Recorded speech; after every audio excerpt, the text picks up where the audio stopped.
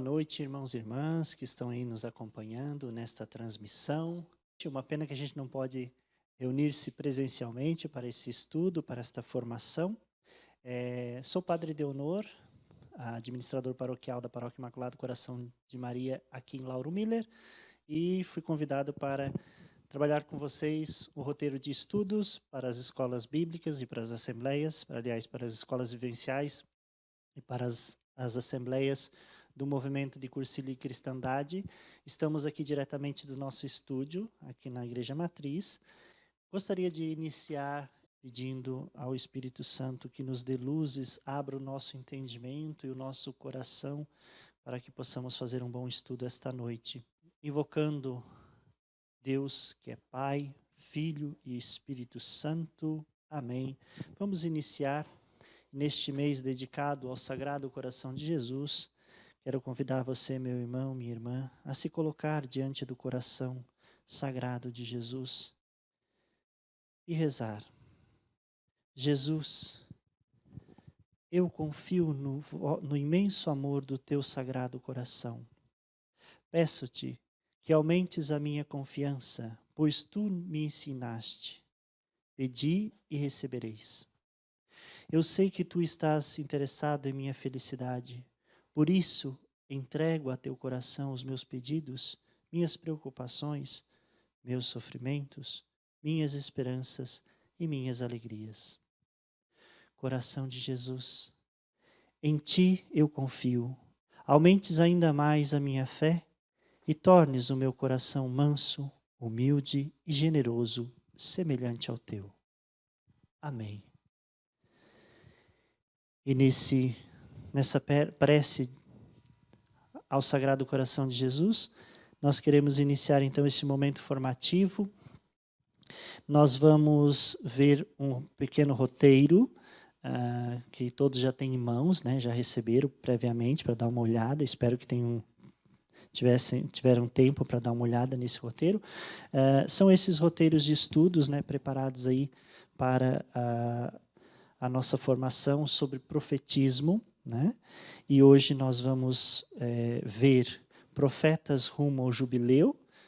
O movimento de Cursilho e Cristandade se prepara para o seu jubileu de diamantes, 60 anos de presença no Brasil, e na última assembleia foi solicitado que fosse feita uma preparação para esse jubileu. Então, preparar as nossas escolas vivenciais, os nossos grupos, para celebrar bem este momento, né? 60 anos não são 60 dias. Então, eu convido a todos, meus irmãos, minhas irmãs, aqueles que têm aí o seu texto em mão, pode também pegar esse texto. E aí nós vamos passando, na verdade, gostaria de ver com vocês cada parte desse documento. Ele é dividido em 5 partes.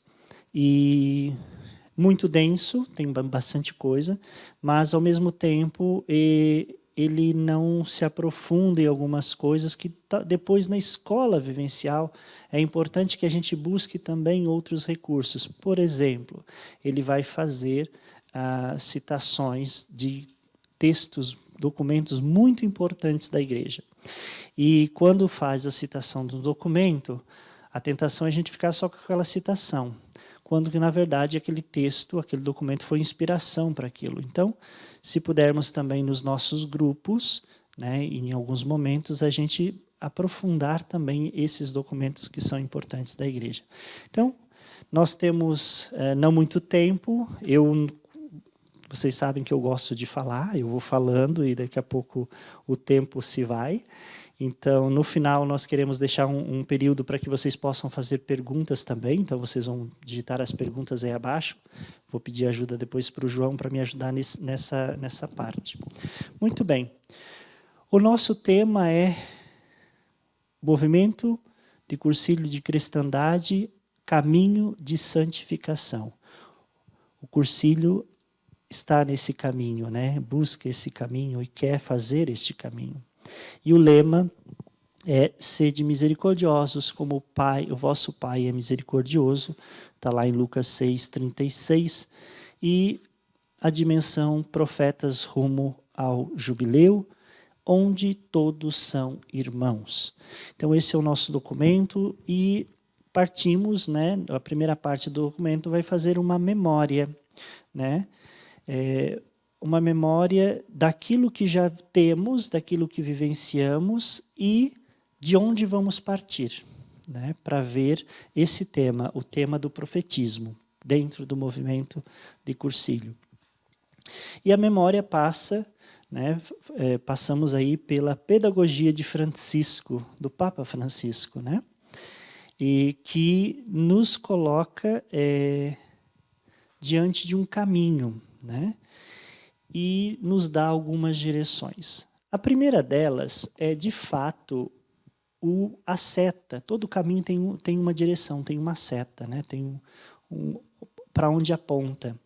E aqui nós temos o documento de Aparecida, né? A Conferência de Aparecida, que é uma conferência, podemos dizer assim, muito importante para nós brasileiros também, porque às vezes parece que quando acontece algum encontro fora do Brasil, parece que não nos diz nada, mas aconteceu aqui. Então, foi pautado também e feito leituras a partir das nossas realidades. Então, o documento de Aparecida, ele vai dar a direção para tudo aquilo que nós vamos ver a partir de agora, né? Se nós lemos o documento de Aparecida, nós vamos encontrar nesse texto muitas inspirações que foram tiradas de lá. E o que diz Aparecida? O que pede Aparecida para nós, né? Aparecida chama, né, diz que todo cristão tem que ser chamado para a missão, não por uma decisão ética ou por uma grande ideia, mas missão é orientada por o encontro que é fundante na vida de todo cristão, o encontro com uma pessoa, mas não é qualquer pessoa, é a pessoa do próprio Cristo, né? Todo aquele que faz o encontro com Jesus, a partir desse encontro é que começa esse caminho, esse caminhar. E aí quando nós falamos de movimento eclesial, né? Todos os movimentos eclesiais são chamados movimentos porque não podem ficar parados, eles precisam dar um dinamismo à igreja. Todo movimento é da igreja, é para a igreja. Então, quando o movimento ele começa a pensar somente em si, nas suas questões, nas suas dificuldades, nos seus acertos, nas suas vitórias, nas suas conquistas, sem perceber que tudo isso, sofrimentos, dificuldades, conquistas, sonhos realizados, são da igreja, porque o movimento é da igreja, né? Todo movimento pertence à igreja. Então nós partimos daí, partimos desse caminho. O caminho é, né, ir atrás de Jesus, ser missionário com Jesus. E aí, claro, fazer esse encontro. Agora, todo encontro ele tem algumas características, ou deve ter algumas características. E quando a gente fala de um encontro cristão, a gente está falando de um encontro entre a humanidade com Cristo, com o nosso Salvador, esse encontro ele precisa ter algumas pautas, né? Ele precisa ter um começo, um meio e um fim, e ele precisa ter um dinamismo. E aí, Aparecida nos dá a direção e outros documentos também vão colocando essas identidades dentro deste caminhar. A primeira coisa que nós percebemos, né, é que o encontro com Jesus, ele tem que ser alegre. E aí nós vamos já para o primeiro tópico desta memória que o documento faz, que é anunciar alegria com alegria, testemunho de quem encontra Jesus Cristo. Isso vai ser à luz de um documento muito importante chamado Evangelii Gaudium. O dado da alegria aqui é fundamental. O Papa Francisco vai dizer que nós cristãos precisamos, meus irmãos, demonstrar que somos felizes, alegres por ter feito o encontro com Jesus. Não tem como nós fazermos o encontro com Jesus e continuarmos tristes. Nós precisamos demonstrar ao mundo a nossa alegria em pertencer à comunidade dos discípulos dele. Então, a primeira parte desse documento vai falar sobre isso, né? a partir desse documento, que é importante lermos, né? Se ainda não lemos esse texto, vale muito a pena, né? O Evangelho da Alegria. É um texto muito bonito, é um texto que nos dá muito ânimo quando a gente lê, a gente diz, nossa, é verdade. Às vezes a gente fica murmurando pelos cantos, reclamando das coisas que não deram certo, mas e as coisas que deram, que saíram bem? E esse encontro que eu faço com Jesus na Eucaristia toda vez que eu vou celebrar a Eucaristia? E esse encontro que eu faço com a graça de Deus no sacramento da reconciliação? E esse encontro que eu faço com Cristo naquele irmão que eu encontro cada vez que celebramos ou cada vez que confraternizamos? Então, é o resgate da alegria que precisa ser buscado aqui. E, claro, a alegria que o Evangelho traz, né? Que se dá no diálogo e no encontro com o outro, né? E, obviamente, né?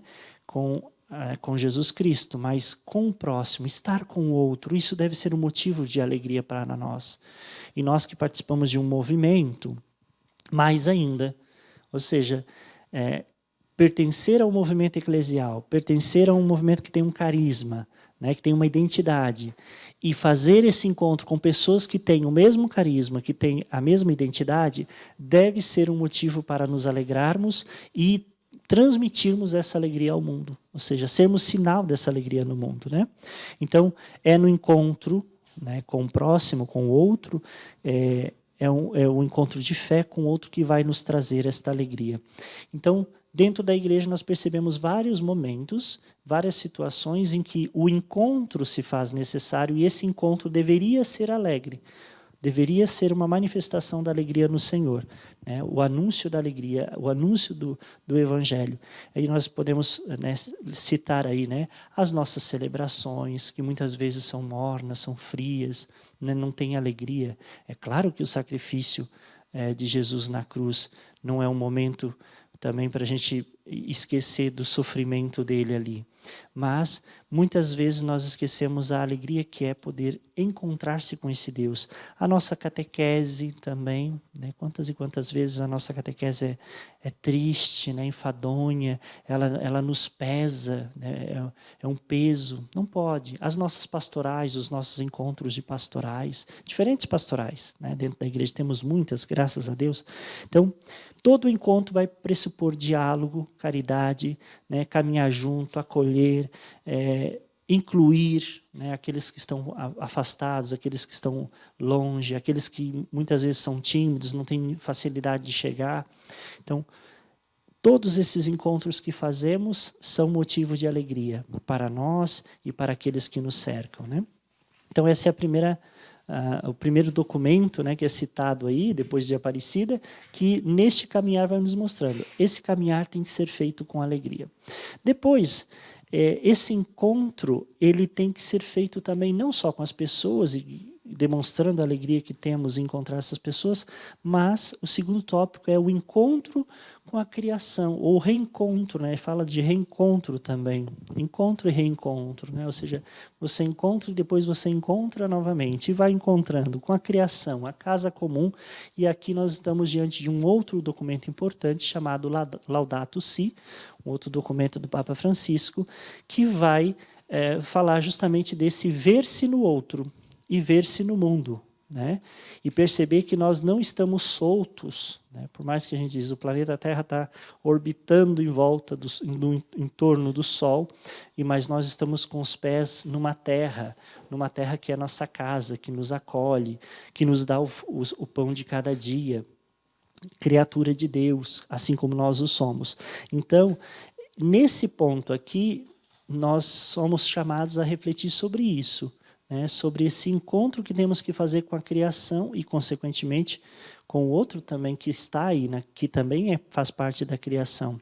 Mas aqui também estamos falando de uma consciência ecológica, nós estamos falando aqui de um estilo de vida do cristão, do católico, que não pode simplesmente ser como qualquer um, que não respeita o planeta, não respeita o que temos, né, a criação como um todo. E aqui nós temos que repensar, somos convidados, né, a repensar a nossa relação com as coisas, né? As nossas relações principalmente com aquilo com os recursos naturais, né? Com a água, com o ar, com o nosso lixo. A gente pensa assim, mas a minha família, nós somos poucos, produzimos pouco lixo. Talvez produzimos pouco lixo num dia, mas se nós juntarmos isso semana a semana, ano a ano, o quanto de lixo que não produzimos. E também que tipo de lixo estamos produzindo.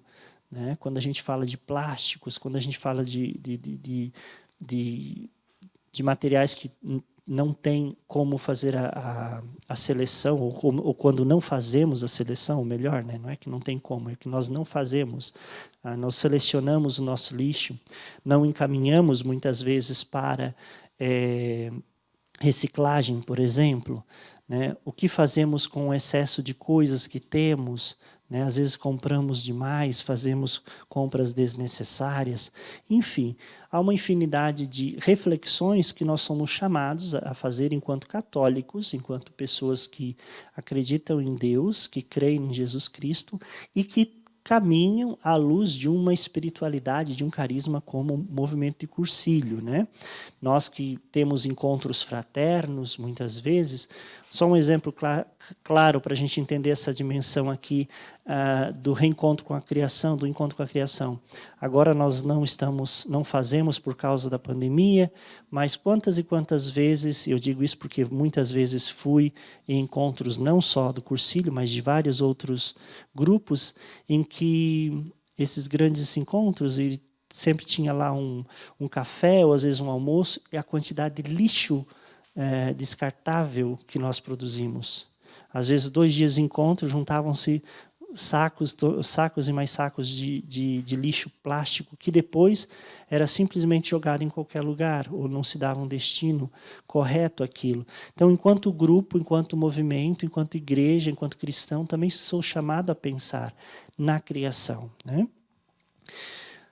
Neste caminho em que somos convidados a ter alegria, a sermos felizes pelo encontro com o outro, somos convidados a nos reencontrarmos com o espaço onde estamos, em que ocupamos no mundo, somos também chamados a encontrar-se e a pensar na família.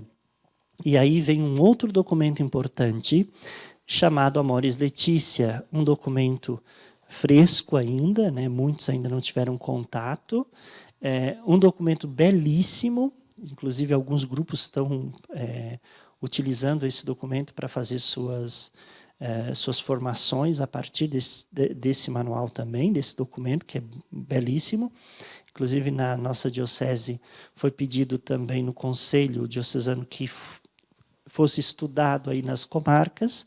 Então, cada comarca já está se organizando. E nós, ao lançarmos um olhar sobre esse tópico, nós vemos família, encontro de amor entre pessoas que mantêm sua identidade. Bom, família é formado por pessoas, né? Eu sozinho não sou família, eu sou uma parte dela, né? Então, pensar a família, numa reunião de pessoas, um grupo de pessoas, né? E aí nós estamos falando de pessoas que cada uma delas tem uma individualidade e uma identidade. Né? Sempre em casamento a gente escuta, né? Na celebração do casamento, agora vocês já não são 2, né? A partir de hoje são 1, né? Uma só carne. A gente tem que tomar muito cuidado quando a gente fala isso, quando a gente ouve isso, para a gente não entender errado o que significa isso. Um homem e uma mulher se unem em matrimônio, né, a partir do matrimônio, para juntos construir uma família, juntos gerar uma família, formar uma família. Mas continuam sendo 2 indivíduos, um homem e uma mulher. Seres totalmente diferentes, né, na sua essência, nos seus sonhos, na sua maneira de pensar e construir a vida. Mas que juntos decidem construir algo. Que juntos, né, cheios de cada um com seus valores, com seus talentos, com seus dons e também os seus limites, querem, com generosidade, firmar um compromisso, né, de amor, fidelidade, paciência. querem construir juntos e manter um amor forte, durável, cheio de vida. Então, aqui o documento fala primordialmente de um matrimônio, que é uma relação direta, encontro olho no olho, no diálogo, por vezes sem palavra, encontro que cura a solidão, surge a geração e a família. Ou seja, o matrimônio é esta relação direta com o outro, né? Muitas vezes tem que se encarar. Eu, quando assisto matrimônios, eu sempre peço para que os noivos se olhem, né, se virem-se um para os outros. E eu digo, olha, esse gesto tem que ser repetido muitas e muitas vezes ao longo da vida. Porque, às vezes, o turbilhão de dificuldades que teremos aí para socorrer ao longo da vida podem nos desviar e nós deixarmos de perceber o outro que está ali, né? Então, olhar, olho no olho, né? Diálogo, né? Entendimento. Muitas vezes esse diálogo até não é nem com palavras, embora tenha que ter palavras, porque senão não é diálogo. Mas o olhar, né? Muitas vezes é no olhar, muitas vezes são nos pequenos gestos do dia a dia, né? Que nós vamos percebendo aí que a família vai sendo formada. Depois nós temos ainda neste caminho, nós temos um outro documento, né? E que fala essencialmente de Jesus. Olha que interessante. Nós começamos lá, alegria, o cristão é aquele que faz um encontro com Jesus, ele o faz com alegria, e essa alegria ela é permanente. E essa alegria é para que seja expandida pelo universo, pela casa comum, em família, transmitido de pai para filho, de filho para pai, de esposo para esposa, enfim. E esse encontro tem que ser feito com Jesus também. Nesse encontro tem que ter Jesus, porque sem Jesus tudo desaba, né? E aí o documento é Gaudete et Exsultate. Cristo vem ao nosso encontro, ele escolheu cada um de nós para ser santo e irrepreensível na sua presença com amor. Aqui nós somos convidados a colocar Jesus no centro da vida. Sempre que Jesus não está no centro da nossa vida, meus irmãos, a coisa desaba. Jesus tem que ser o centro da família, tem que ser o centro da igreja, o centro da comunidade.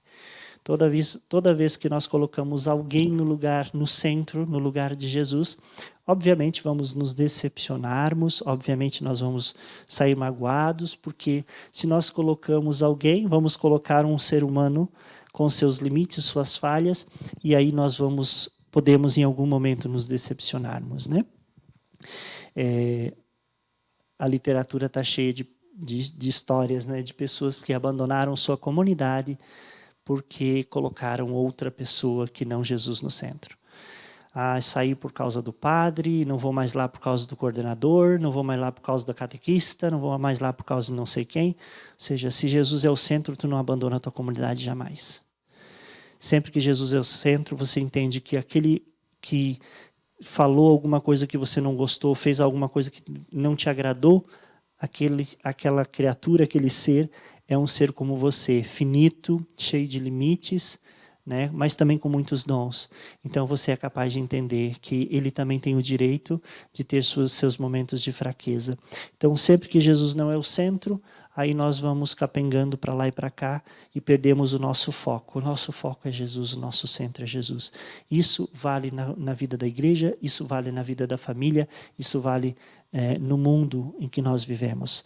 Sempre que Jesus não é o centro, nós não caminhamos com ele. Então, não há salvação isolada, ou seja, nós temos que entender que a salvação é para todos aqueles que querem a salvação, para todos aqueles que buscam a salvação, por meio também das relações com os outros, né? Então, Cristo vem ao nosso encontro, ele é o centro, e esse encontro com Cristo está em nós, né? E nós não podemos deixar de acolhê-lo, né? Nós somos convidados a acolher esse Cristo. Aqui, essa parte também vai falar de santidade, né? A santidade é o encontro da nossa fragilidade com a força da graça. Então, isso é algo que nós construímos, que é sendo construído diariamente. né? É um esforço diário de cada um de nós, e o encontro com Cristo é que vai fazer com que nós verdadeiramente possamos trilhar esse caminho de santidade. Depois, um outro ponto que nós vamos ver também nessa memória, né, nesse caminhar, né, é um documento chamado Christus Vivit, que fala de Cristo vivo que vai ao encontro dos jovens. Aqui nós lançamos um olhar, claro, falamos de família, o Cristo como centro, mas daí nós vemos um grupo muito específico dentro, né, da nossa ação pastoral, dentro da nossa ação eclesial, que são as infinitas juventudes, né, os jovens. Onde estão os jovens, né? Mais do que nunca, nós precisamos de projetos e iniciativas que fortaleçam os nossos jovens, né? Que acompanhem, que lancem para um encontro com os outros o serviço generoso e a missão. Mais do que nunca, os jovens precisam do nosso apoio, e aí esse documento, que vai falar sobre juventude, ele vai dar direção para pensarmos como que nós podemos incluir neste caminhar conosco as nossas juventudes. Onde estão os nossos jovens? Né? Eles estão abertos para o Cristo, eles podem se tornar santos, né? Eles podem ser profetas, eles podem anunciar o reino, eles podem denunciar as injustiças, porque é isso que faz o profeta, o verdadeiro profeta, né? Nós estamos vendo esse tema do profetismo. Cuidado para a gente não entender mal o profetismo. O verdadeiro profeta é aquele que anuncia a boa nova e que denuncia as injustiças. Muitas vezes a gente só quer ficar com uma das partes e aí não estamos sendo verdadeiros profetas. E o jovem, ele tem essa dimensão nele também. Claro, nós estamos falando aqui de uma realidade em que os nossos jovens estão com muito acesso à internet, a redes sociais, né? E que eles estão essas mídias, esses meios são considerados praças sociais, né? São chamadas de novas praças sociais, porque antigamente, quando não tinha internet, a gente vinha para a Praça da Matriz no domingo à tarde, né? Para dar um passeio, para encontrar a gente. Hoje você não sai da frente de uma tela, né? Então por isso é considerado uma nova praça, né? É um local de encontro, mas que tipo de encontro estamos fazendo aí, né? Então nós temos que ir até lá, né? Nós temos que aproveitar e usar esses espaços para que nós possamos também trazer o jovem para caminhar conosco, fazer esse caminho conosco, né? Eu muitas e muitas vezes escutei a expressão de que o jovem é o futuro da igreja. Não, o jovem não é futuro da igreja, o jovem tem que ser presente da igreja. Porque se ele for futuro hoje, e se ele não está aqui, ele não vai ser futuro nunca. Se o jovem não se compromete hoje com a sua comunidade, com os movimentos eclesiais, com as nossas pastorais, com as nossas atividades celebrativas, no futuro eles não virão. Porque se isso não começa cedo neles, né, esse amor pela igreja, esse amor pela comunidade, esse amor pelas coisas de Deus, esse amor pelas coisas da comunidade não começa cedo, isso não vira valor. E se não vira valor, não é importante. E se não é importante, eu não busco, eu não cuido, eu não vou atrás. Então nós temos que entender muito isso. A juventude não é futuro, a juventude é presente. Agora, para que ela seja presente, nós precisamos dar a ela espaço, nós precisamos trazer os nossos jovens, né? De dentro do movimento e os de fora também. Nós precisamos ser um sinal para eles, né? Para que os jovens possam se espelhar em nós. Eles têm que encontrar sentido naquilo que fazemos e naquilo que falamos. Por isso, meus irmãos, que é muito importante fazer com que esse jovem vá até o Cristo, como nós queremos ir também. E um outro ponto, um último ponto que nós vamos ver aí nesta memória, né, fazendo memória desses documentos, nessa caminhada que nós estamos trilhando, é um outro documento chamado Querida Amazônia, né, o encontro de culturas, cada um por seu caminho rumo à santidade. E aqui nós estamos falando de uma coisa muito importante, que é a unidade na diversidade, né?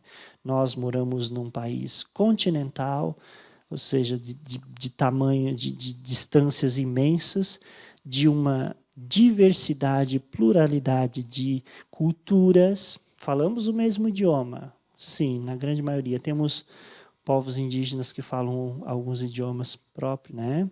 De uma cidade para outra, você anda de carro a 12 quilômetros, você já vai perceber uma diferença. Uma cidadezinha que foi colonizada por alemães, a outra do lado por italianos, a outra do lado açorianos, a outra polonesa, ou seja, nós somos plural, nós somos muitos, diversos. E essa diversidade não pode nos afastar uns dos outros, ela tem que nos unir, né? E aí temos que pensar, o que nos une se nós temos as diferenças? Bom, as diferenças não nos unem, normalmente elas nos separam. Nós nos agrupamos por coisas iguais, por gostos iguais, né? Por querer igual. Mas se temos uma diversidade, o que pode nos unir? Bom, o documento nos dá o caminho, né, da preservação, nos dá o caminho do cuidado, nos dá o caminho do encontro com o diferente. Olha que interessante. Poxa, mas se a diferença nos separa, se a diferença normalmente nos assusta, a diferença nos estranha, nós somos chamados a conhecer o diferente, a respeitar o diferente, a salvar o diferente, a não querer dizimar com aquilo que é diferente. Isso é muito importante. E aqui o documento vai falar, obviamente, da Amazônia, né? Como um local, né? Como um local de diálogo social. Nós estamos aí diante de uma realidade muito triste em relação à Amazônia, não só falando de floresta e de mata, mas nós estamos falando de comunidades indígenas que têm sua vida, sua cultura, seus costumes, suas línguas, e que nós olhamos de fora e dizemos, se acabar com tudo não tem problema. Tem sim, tem muitos problemas, porque nós estamos acabando com uma coisa que é muito localizada, né? Então, meus irmãos, nós precisamos mais uma vez unir forças, e aí quando a gente fala de unir forças, o documento nos dá esses caminhos também, né? De reflexão, para que a gente possa perceber que as cidades, elas são lugares de encontro, reúne muita gente, né? Mas nós temos que pensar também nesses povos que vivem fora das cidades, né? Esses povos que vivem lá na mata, né? Na floresta amazônica, em tantos outros lugares do Brasil, alguns lugares em que são reservas, né? Foram elevadas a reservas para que se mantenha essa diversidade que tem ali, e, ao mesmo tempo, existem políticas públicas que estão destruindo com tudo isso, né? Que não estão cuidando e não estão zelando. E nós temos que ser a voz, né, dessa preservação e desse cuidado, porque muitas vezes aqueles que lá estão não têm voz, e aí nós precisamos ser esta voz. Então, dedicação, contemplação e serviço à vida do outro também. É isso que é pedido nesse documento. E aí, para finalizar esta memória, o Papa Francisco, desde o início do seu pontificado, ele nos propõe essa cultura do encontro, né? De partilha, de acolhida, de inclusão e comunhão. E nós somos chamados, então, a vencer a cultura da indiferença, a do descarte, a do individualismo, propostas de uma sociedade líquida e da pós-verdade. Então, nós temos que encontrar, né, no profetismo do Francisco, como ele mesmo nos fala numa das solenidades de São Pedro e São Paulo, ele diz o seguinte, olha que interessante, até vou ler, isso está lá no documento, depois vocês podem, no finalzinho do documento, lá, página 15. Hoje precisamos de profecia, de verdadeira profecia. Não discursos que prometem o impossível, mas testemunhos de que o Evangelho é possível. Não são necessárias manifestações miraculosas, mas vidas que manifestem o milagre do amor de Deus. Não potência, mas coerência. Não palavras, mas oração. Não proclamações, mas serviço. Não teoria, mas testemunho. Precisamos não ser ricos, mas de amar os pobres. Olha que bonito. Não de ganhar para nós, mas de nos gastarmos pelos outros. Não do consenso do mundo, mas da alegria pelo mundo que virá. A vida eterna.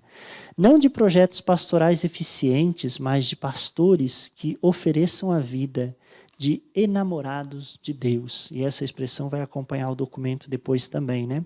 Essa expressão, né? Pessoas que são enamoradas de Deus. Né? Então, o profeta, o verdadeiro profeta, ele é chamado a mostrar que o evangelho é possível. Porque às vezes nós esquecemos disso, né? Nós fazemos um monte de planejamentos, nós fazemos celebrações, ajustamos um monte de coisa, mas às vezes parece que o evangelho passa longe. E aí o verdadeiro profeta, e aí vocês que me acompanham nesta noite, vocês estão, né, se preparando depois para ir até aos grupos para que possam ajudar aí nas escolas vivenciais, né, vendo esse tema, que vocês possam ajudar as pessoas a entender o que é o verdadeiro profeta. O verdadeiro profeta é aquele que faz com que o evangelho seja possível, né? Essa é a sua missão, não há outra, né? Mostrar que é possível fazer um encontro com o ambiente que a gente está, né? Com o ambiente que a gente vive, mas um encontro com Cristo, né? Um encontro com o pão, um encontro com a palavra, e principalmente o encontro com a misericórdia de Deus. Né? Nós, né, queremos lançar esses alicerces no mundo. E aí o movimento de Cursilho de Cristandade, ele quer ser, sim, esse sinal para o mundo. Ele quer, sim, fazer com que o mundo entenda que Deus nos ama e a sua misericórdia é infinita. E nós precisamos trabalhar e caminhar nesta direção também, para que nós sejamos verdadeiros discípulos. E como verdadeiros profetas, nós devemos sempre anunciar isso. Né? Devemos estar sempre falando isso ao mundo, não só com palavras, mas também com a nossa vida, com o nosso testemunho. E claro, como verdadeiros profetas, anunciar e denunciar. Mas denunciar o quê, padre? Denunciar as injustiças do mundo, denunciar aquilo que não está bem, denunciar aquilo que vai contra o projeto de Deus, contra o projeto do Evangelho. Então, esta é a primeira parte, né? Este olhar, esta memória desses documentos que nós recebemos enquanto igreja e que muitas vezes até lemos, mas botamos lá na nossa estante depois e diz, muito bonito o que o Papa nos fala, mas e agora? O que nós fazemos com tudo isso? Então, até aqui, meus irmãos e minhas irmãs, nós temos material para muita escola vivencial. Nós temos um material assim para a gente, né, conversar muito, dialogar muito, aprender muito, partilhar muito, viver muito. Né?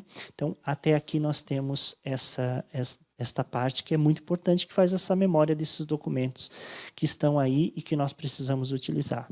Depois, nós passamos, então, para um outro tópico, que é profetas rumo ao jubileu, onde todos somos irmãos, e aí nós vamos passar, então, para... vamos passar para esse tópico da dimensão, né? Nós, a partir dessa Assembleia Nacional, da última Assembleia Nacional, foi decidido que nós vamos celebrar esses 60 anos, e até aproveito para fazer uma pequena correção aí no texto, fala de jubileu de brilhantes, mas 60 anos é jubileu de diamantes, depois se puderem corrigir aí, né? 75 anos que é brilhantes, ali fala de brilhantes, mas são jubileu de diamantes. Né? Então, no ano que vem, 2022, nós vamos aí celebrar este jubileu. 60 anos de presença no Brasil, 60 anos, né, de presença aí nas paróquias, sendo igreja, fazendo parte, ajudando a construir, fazendo a história, né, e sendo profetas, né, sendo verdadeiros profetas. Né. E aí nós temos algumas perguntas que precisamos nos fazer. Né. depois de 70 anos, nós ainda somos instrumentos proféticos dentro aí da nossa comunidade, né? Nós podemos falar mundo, mas dentro da nossa comunidade, né? Porque às vezes a gente quer ser profeta, quer ser missionário na África. Eu escuto um monte de gente, padre, meu sonho é ir para a África, ser missionário lá. Ótimo, que bom que Deus tocou no seu coração para você fazer isso. Mas por que você não é missionário aqui? Você não é catequista na tua comunidade, você não ajuda na pastoral da acolhida da sua comunidade, você não contribui com o dízimo da sua comunidade, você não ajuda a fazer uma leitura na sua comunidade. Ou seja, você quer ser missionário do outro lado do mar, mas você não é missionário aqui, né? Então o profetismo passa por aí também, né? Às vezes a gente quer fazer fora, longe. Não, e aqui? E ao meu redor, o que estou fazendo verdadeiramente, né? E isso é algo que precisa ser pensado, né? Muito bem pensado para nós, enquanto movimento, porque às vezes a gente olha muito para fora e para longe, mas a gente tem que olhar para perto, né? Olhar para o lado. Mas no final do documento a gente vai ver por quê que a gente tem que olhar para perto, né? Porque tem uma outra coisa que também depois vai nos chamar mais atenção, que é justamente o evangelho do bom samaritano, ou seja, nós temos que olhar para o próximo. E o próximo, meus irmãos, não está longe, não. O próximo está bem próximo, como a própria palavra diz, né? Às vezes a gente quer ir muito longe, e aqui? Vamos voltar para perto. O evangelho é possível aqui, agora, né? Como estamos, onde estamos, né? Então, nós somos chamados a fazer uma peregrinação neste jubileu de diamantes, né? Claro, como pessoas profetas que estão apaixonados por Deus, enamorados por Deus, como diz o documento, né? E oferecendo sinais de esperança para esse tempo. Porque às vezes a gente reclama que isso não está bom, aquilo não está bom. Por exemplo, estamos fazendo uma formação online, né? O padre aqui com uma câmera e um membro do apostolado aqui. E os outros, cada um na sua casa, cada um no seu sofá. Ou seja, precisamos ser um sinal de esperança nesse tempo difícil, em que a gente não pode chegar muito perto, que a gente não pode confraternizar, que a gente não pode abraçar. Então, temos que ser um sinal de esperança. Como ser um sinal de esperança? Bom, primeiro, dando um testemunho pessoal, individual, né? Convertendo o coração individualmente, porque a gente não transforma o mundo se a gente não começa a transformar nós mesmos. Então, em primeiro lugar, sou eu. Sou eu que tenho que mudar a minha postura em relação ao mundo, em relação ao outro, em relação a Deus, em relação à minha igreja, em relação ao movimento ao qual eu faço parte, né? Eu tenho que fazer uma mudança em mim. Eu posso querer mudar o mundo? Posso e devo. Mas antes eu tenho que começar a mudar as pequenas coisas que não estão boas em mim. Depois, fazer isso em espírito de comunhão, né? E aí nós vamos celebrar esses 60 anos, nós temos que fazer isso em unidade, em comunhão com os grupos, em comunhão principalmente com aqueles que estão afastados do movimento, né? Por causa da pandemia, mas por causa de outras razões também. Quantas pessoas abandonaram, né, o movimento de Cursilho ao longo desses 60 anos, que fizeram uma experiência, um encontro com Jesus, né, foram chamados a ser missionários, profetas, dentro das suas comunidades, e que por um bom tempo serviram e de repente saíram, e nós simplesmente deixamos que essas pessoas saíssem, fossem embora, né, abandonassem, né, a missão. Então nós temos que ir até eles, né, em espírito de comunhão, de resgate, né? Temos que formar, né, manter e desenvolver os nossos núcleos de comunidades ambientais, nossos grupos executivos, né, os nossos setores, né, com muito ardor. Nós temos que reanimar esse povo que está acomodado em casa, diante da televisão, né, com balde de pipoca e às vezes não está nem vendo coisa decente.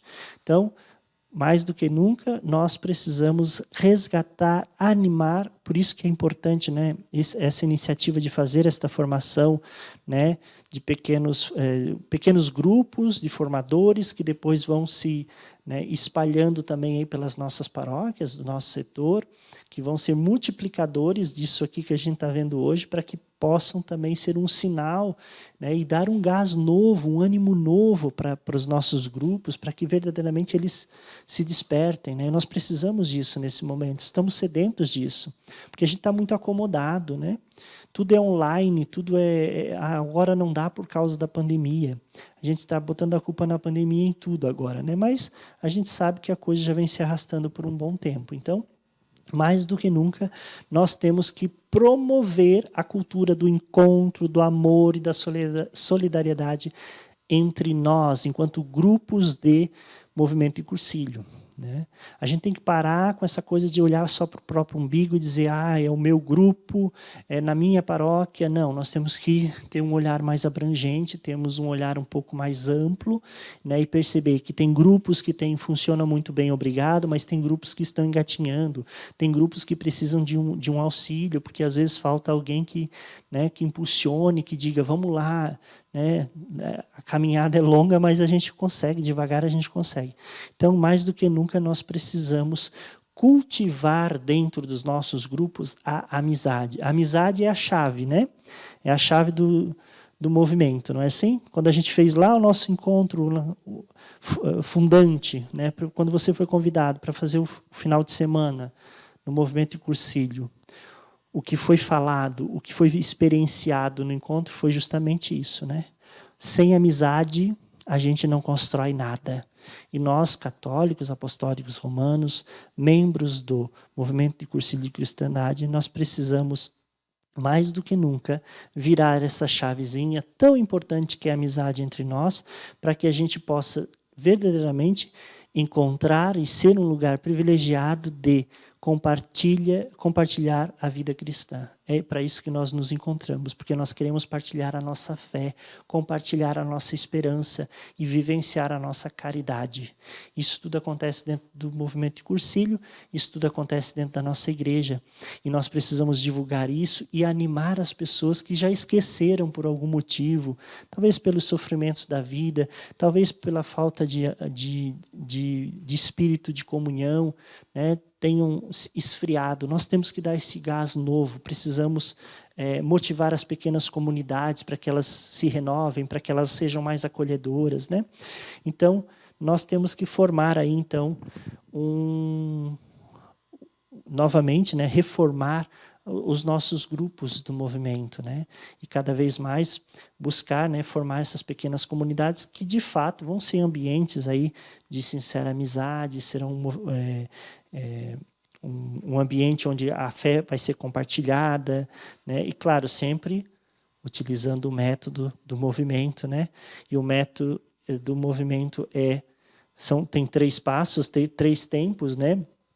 O pré-cursilho, o cursilho, pós-cursilho, e nós sabemos a importância do pós-cursilho também, né, com as escolas vivenciais, em que muitas vezes a gente percebe que em alguns lugares parou. Aqui mesmo, Lauro Miller, né, nós ficamos um bom tempo sem fazer nossas escolas vivenciais, e quando retomamos, isso deu um gás novo, né, deu uma sacudida em cada um de nós, e disse, opa, mas isso é bom. Fazer isso é importante, nos dá ânimo novo, nos dá gás novo. Então, precisamos fazer, e claro, precisamos pautar isso lá no querigma, né, que recebemos no dia do nosso batismo e que fomos relembrados no dia em que nós fizemos, né, entramos no movimento de cursilho, né, aquele primeiro anúncio que nós fomos chamados a espalhar pelo mundo. Muito bem. Até aqui, meus irmãos, nós vimos essa parte introdutória de fazer uma memória dos documentos, né? Olhar um pouquinho a importância desse tempo em que estamos vivendo de preparação para o jubileu, por isso que nós estamos vendo esse tema. Queremos ser profetas em direção ao jubileu de Diamantes, né? Onde nós somos todos irmãos, aí nós vamos celebrar como irmãos, de fato, né? E os profetas de hoje, como os de ontem e como os de amanhã, precisam ver, né, discernir e agir. E aí nós partimos dessa metodologia, e aí agora nós vamos ver esses 3 tempos, né, essa pedagogia do encontro que é nos apresentada do ver, do julgar, aliás, do ver, do discernir e do agir. Então, vamos passar para o ver. Profetas rumo ao jubileu, onde todos somos irmãos. Ver o mundo a partir da pedagogia do Papa Francisco, né, o que está pautando esse documento é justamente os escritos do Papa Francisco, né, para que brote e rebrote entusiasmo, alegria de caminhar juntos, peregrinar juntos, onde todos somos irmãos. A ideia é essa, nós queremos, né, resgatar a alegria de estar juntos, de fazer juntos, de viver juntos, de conviver juntos, né? Somos convidados, então, ao exercício do ver a partir da chave de leitura do documento chamado Fratelli Tutti, né, que é um documento também muito bonito, né, que diz lá, número 5, Deus criou todos os seres humanos iguais nos direitos, nos deveres e na dignidade, e os chamou a conviver entre si como irmãos. Então, essa fala do Papa Francisco, ela é, né, pautada na Sagrada Escritura. Deus cria o homem e a mulher à sua imagem e semelhança. Pelo pecado, nós perdemos a semelhança, mas nunca a imagem. Nós somos imagem de Deus. E não podemos esquecer disso jamais. Nós somos imagem de Deus. E Deus nos cria, né, como todos os seres humanos iguais, nos deveres, nos direitos e na dignidade.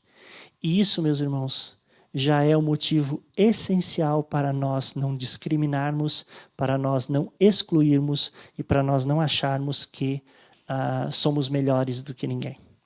Então, esse dado que é apresentado aí no documento Fratelli Tutti nos dá esta preciosidade que é lembrar-nos, Deus nos fez irmãos. Diante dele nós somos irmãos. E claro, quando a gente fala em ver, nós temos que enxergar a realidade que estamos. Então, essa parte do documento, do ver, vai nos mostrar isso. Que realidade nós estamos? Bom, nós temos sombras e luzes. E o documento vai nos mostrar quais são as sombras e quais são as luzes. É claro, se existe luz, haverá sombra, né? Pode haver sombras. E essas sombras, elas são formadas a partir da direção que a gente coloca a luz. O João aqui, com muito capricho, preparou umas luzes aqui. Eu acho que é para mostrar a feiura do padre, mas não sei. Ele botou uma aqui, outra lá, outra ali, tem outra lá, tem a de cima, tem um monte de luz aqui. Botou uma luz para a parede, que é branca, para voltar a luz aqui. Então, como é colocado a luz, como a luz está posicionada, vai formar sombra ou não. Depende de onde ela está posicionada. E é isso que nós precisamos entender, meus irmãos. Se temos alguma sombra, é porque algumas luzes talvez precisam ser redirecionadas, né? Devem ser recolocadas, né? Talvez devemos acender algumas, apagar outras, mas o importante é que a gente entenda essa parte importante do documento. Vamos lá. Quando a gente fala de sombras, nós estamos falando de algumas dificuldades, nós estamos falando de algumas coisas que a gente precisa melhorar, né? Então, nesse primeiro momento, nós somos chamados a refletir sobre algumas tendências do mundo da pós-verdade e da sociedade líquida. Muito bem. 2 termos aqui que parecem muito complexos e talvez alguém já tenha escutado ou não tenha escutado. Pós-verdade e sociedade líquida. Vamos lá, vamos tentar entender um pouquinho o que é isso, né? Bom, sociedade líquida. Nós estamos falando de um termo que foi cunhado aí por um sociólogo polonês chamado Bauman, que ele fala, né, ele analisa a sociedade e ele vê o que ele vê, né, das relações, da maneira como as pessoas se posicionam no mundo, e ele diz, olha, nós estamos num mundo cada vez mais intimista, individualista e consumista. Ou seja, esses istas aí são todas coisas ruins, né? Então nós estamos diante de uma sociedade que vive o individualismo e o consumo. E isso faz com que as relações mudem, né? Então, o que é uma sociedade líquida? É uma sociedade que ela não tem uma forma sólida. Ela é como água, né? O líquido, ele vai tomando a forma que você colocar. Se você tem um copo fininho, ele vai ficar fininho. Se você tem uma tigela maior, você botar ali, ela vai ficar maior. Ou seja, se você jogar no chão, dependendo na escada, vai descer a escada abaixo. Ou seja, não tem como essa sociedade ter uma forma sólida. E quando a gente fala de forma sólida, nós estamos falando assim, as coisas são muito flexíveis aqui, né? Elas são muito, como se diz, voláteis, né? Elas mudam muito. E ele está dizendo, nós vivemos numa sociedade líquida, uma sociedade que muda muito. Aquilo que era valor hoje, que é valor hoje, amanhã não será mais, né? Prometo amor eterno hoje, amanhã já te odeio, né? Casa-se hoje e amanhã separa, né? Como troca de roupa. Então, hoje gosta e amanhã não gosta. Hoje quer, amanhã não quer. Então, é muito mutante nessa sociedade, né? Na sua forma. E fala também de pós-verdade. Mas o que seria uma pós-verdade, né? Nós estamos falando aqui de um neologismo, né? Uma expressão nova que não existia, ela é muito moderna, né? E ela fala exatamente de algo que parece, né, ser uma verdade e parece ser mais importante do que a própria verdade. Nisso nós podemos ter bem claro, por exemplo, quando a gente vê as notícias, né? Os fake news por aí, né? Parece uma notícia e aí a pessoa fala alguma coisa ou se dá um detalhe que não é importante ou não é tão importante, mas se supervaloriza aquilo e esquece do todo e esquece de olhar o que realmente aconteceu, né? Então, é algo que aparente ser uma verdade, mas que é mais importante do que a própria verdade. Isso é a chamada pós-verdade, né? É aquilo que aparenta ter muita importância, né, e aparenta ser mais importante do que a própria verdade, quando não é. E é justamente nesse contexto que nós estamos aqui. E nós encontramos esses obstáculos. Por quê? Porque isso vai fechar o mundo para o encontro com Jesus. O individualismo, o consumismo, essa forma não sólida de se viver e de se fazer as coisas, esta verdade que é maquiada, que não é verdade de fato em si, é isso que vai dificultar o encontro, fechar-nos ao encontro para o Cristo. Por quê? Porque tudo isso fortalece o quem? O eu.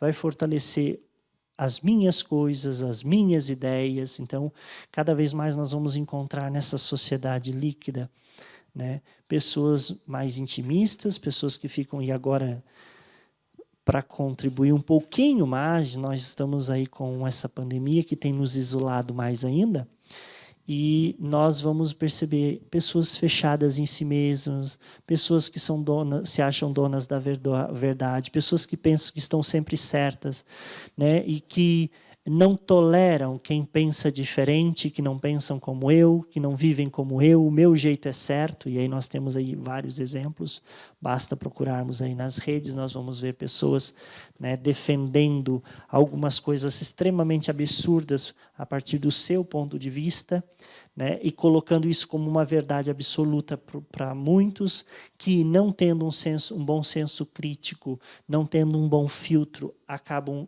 recebendo aquilo como uma verdade, como um dogma, e acabam muitas vezes indo pelo mesmo caminho. Então, cada vez mais nós precisamos entender, né, que este tempo, ele de fato está sendo muito difícil para facilitar o encontro com Jesus. Então, aí nós vamos ver aí, né, nesse contexto, como a gente vê pessoas lendo o Evangelho, pessoas que leem o Evangelho a partir do seu ponto de vista, né? De acordo com o seu eu.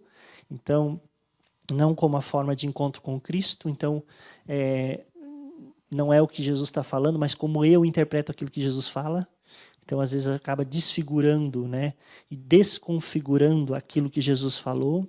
Aí nós entramos num fanatismo e num radicalismo até religioso, né? Pessoas que acabam, por se fechar em si mesmas, acabam colocando, pesando, às vezes, na hora de falar, né, o que dizem, o que interpretam. Também o significado das palavras passa a ser aquele imposto pelo grupo que eu vivo, né, e não a da raiz. Né, aqui o texto vai falar né, a origem da palavra, se ela é latina, se ela é grega. Né? Então, são os pensadores da pós-verdade, né, que dão novos conceitos, né, novas interpretações para determinadas palavras, e palavras vão tomando novos significados, e o significado original daquela palavra se perde. Então, nós temos vários exemplos aí na nossa cultura mesmo, né, de termos que foram colocados, tomados, né, apropriados, e se deu um novo significado. E isso a partir de um grupo, a partir de um nicho, né? O documento chama de uma pequena colônia. Né? Na minha colônia, a gente pensa, a partir de agora, essa palavra tem esse significado, tem esta verdade para nós.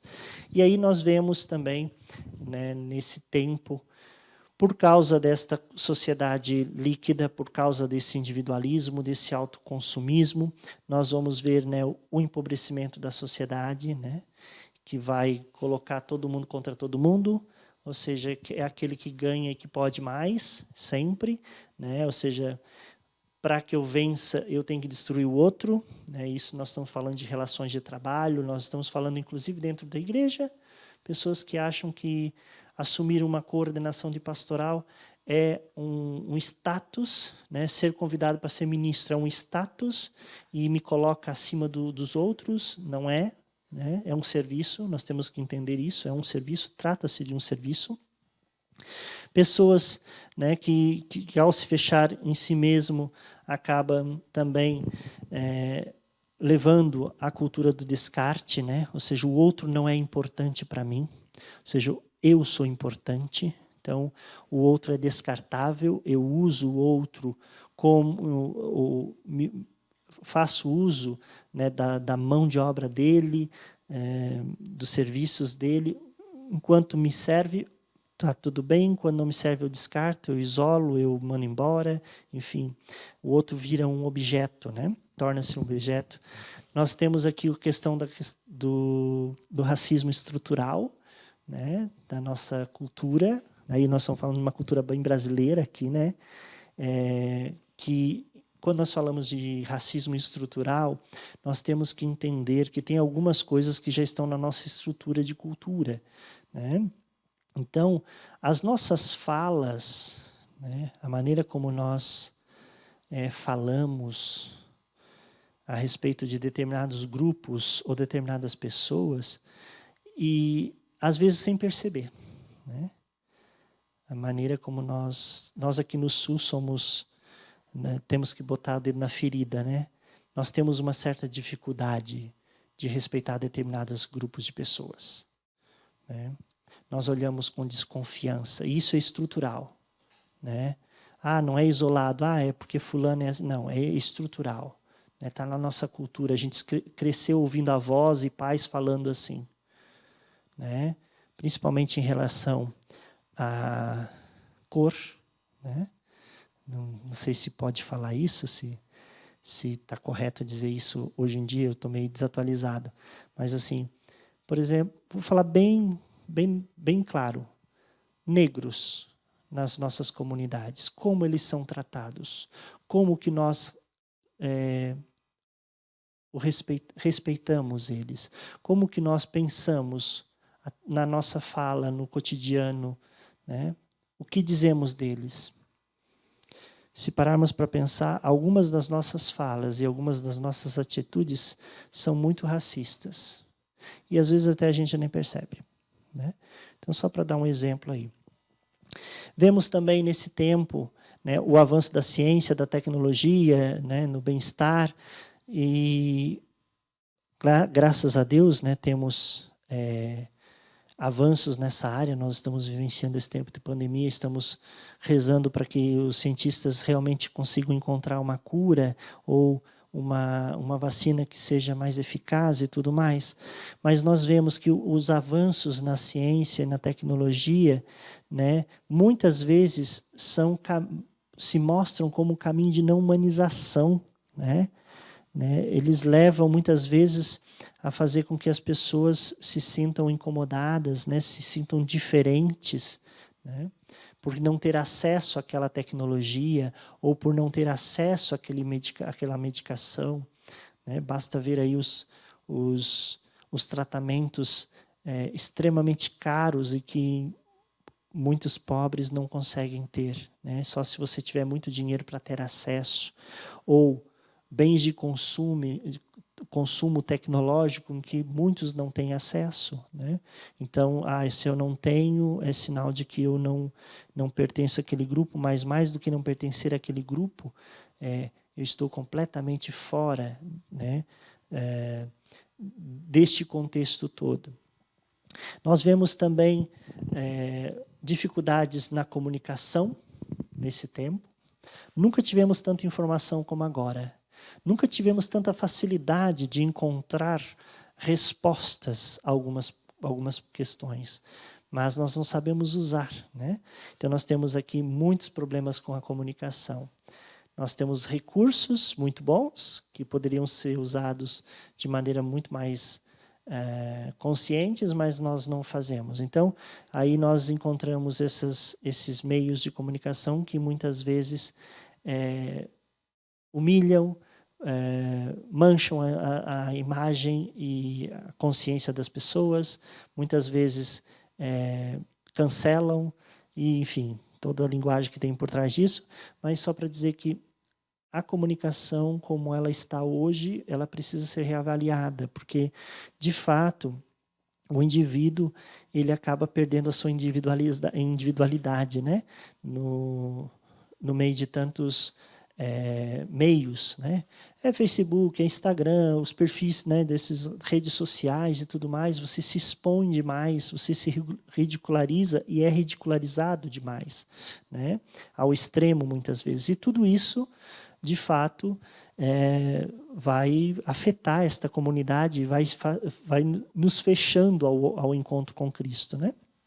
Então, cuidado, né? Porque a maneira como nós usamos esses meios, né, como nós nos comunicamos, né, vai nos colocar e vai nos fazer objeto, nós seremos manipulados, muitas vezes desrespeitados, ignorados.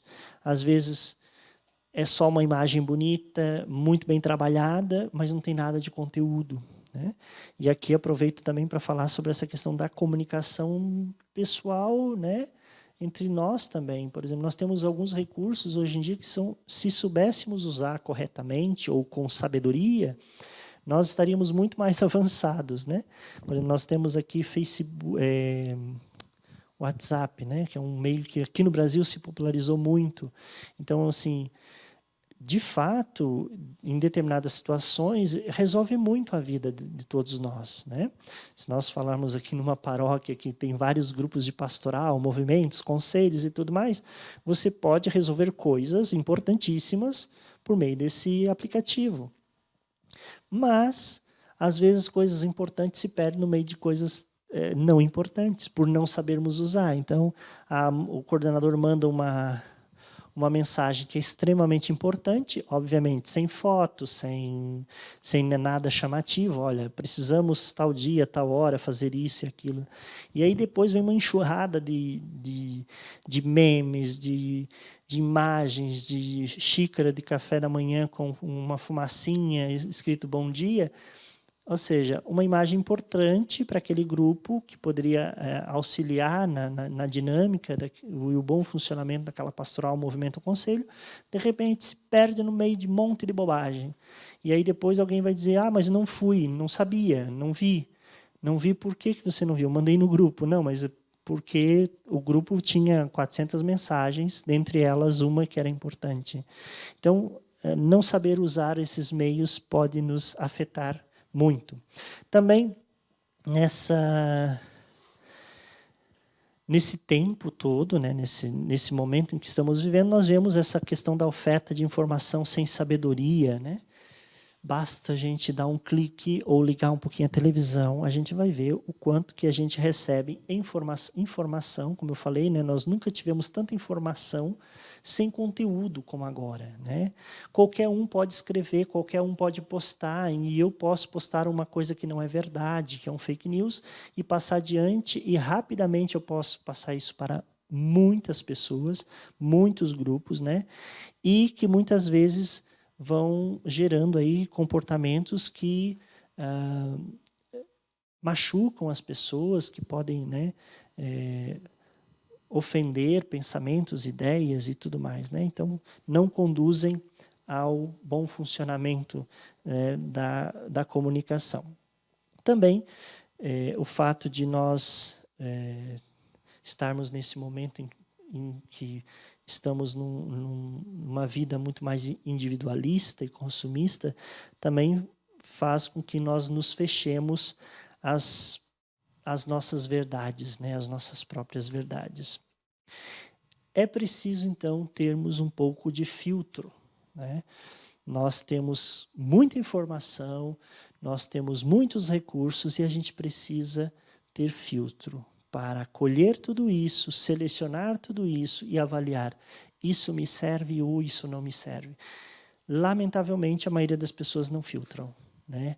Recebem tudo como verdade, de qualquer jeito, e às vezes coisas equivocadas, e vão sendo impostos ou postos diante de nós alguns modelos, né, culturais, inclusive, religiosos, que não nos permite desenvolver e fazer com que nós sejamos pessoas melhores, cristãos melhores. Então, preciso ter muito cuidado nesse tempo, né? O documento aqui, ele traz isso, né, como um ponto importante, uma sombra, né, nesse tempo que nós precisamos talvez dar uma iluminada ali. Depois, no segundo ponto, a igreja que não sai, que não vai ao encontro da ovelha perdida e que não procura a dracma perdida. Aqui, meus irmãos, nós temos que fazer uma pergunta séria, né? A pergunta é, o que é a verdade? Nós falamos de pós-verdade, né? Uma coisa que aparenta ser mais importante que a própria verdade. Isso é pós-verdade. Mas o que é a verdade, de fato? E aí nós vemos a reflexão, né? A partir de dois textos, aliás, de uma parábola, né? Que Jesus conta, de duas parábolas que Jesus conta, que é da ovelha perdida e da dracma perdida, né? Aquele que perde a ovelha, que deixa as ovelhas no redil e vai atrás da ovelha que se perdeu, e quando a encontra faz uma festa e celebra porque esta ovelha estava perdida e foi encontrada. E a mulher que tem as 10 moedas, as 10 dracmas, e também perde uma, ela varre a casa, acende uma lâmpada, procura com cuidado, e quando encontra, reúne as amigas e faz uma festa e celebra porque perdeu uma dracma e encontrou, né? Então, aqui nós temos, nesse tópico, gostaria de chamar a atenção para duas coisas importantes.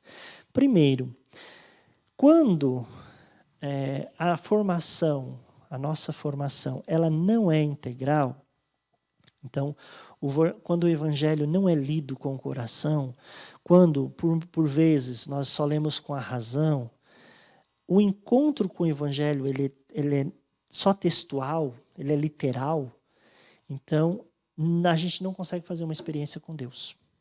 É preciso que quando a gente vai ler um texto, né, pegar um texto bíblico, é preciso que nós estejamos ali com o coração. Não é só um texto e eu vou ler à luz da teologia que tenho, da filosofia que tenho, sei lá, da outra formação que cada um tem, né? Não. Quando eu pego um texto, quando eu leio a palavra de Deus, quando eu tenho contato com esta palavra, eu preciso ler à luz, né, do que desse encontro que eu faço com Ele, com esta palavra, que é o próprio Cristo, né, que é o próprio Deus. Então, aqui nós temos que tomar muito cuidado, meus irmãos, porque cada vez mais a gente vai encontrando pessoas que fazem uma interpretação muito superficial da Sagrada Escritura, né?